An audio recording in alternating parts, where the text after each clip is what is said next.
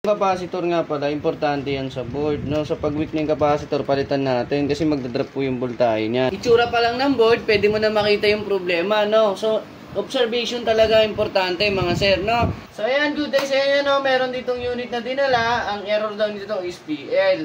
Hindi daw umaandar yung compressor, pero nung dinala rito, umaandar. So, i-check na rin natin yung board kung ano naging problema.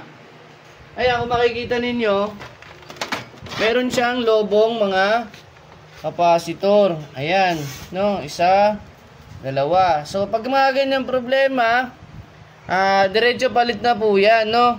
Then, i-check na rin yung iba. Kasi pag mga ganyan sistema, pwede yung iba may problema rin. Para sigurado yung trabaho natin, diretso palit na natin. O kaya, i-check na rin natin yung iba, no? Okay, palitan natin.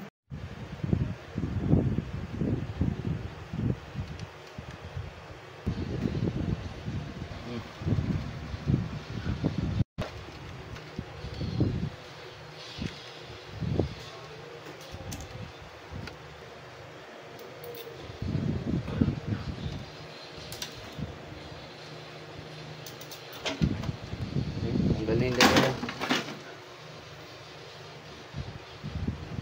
Laban na.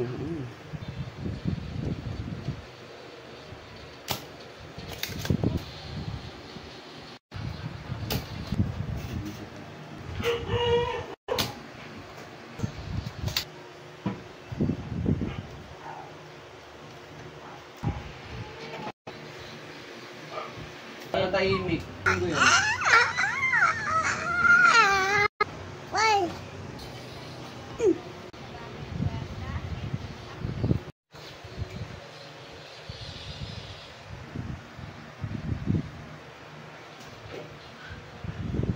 So ayan, nakabit na natin yung capacitor. Ayan, dalawa.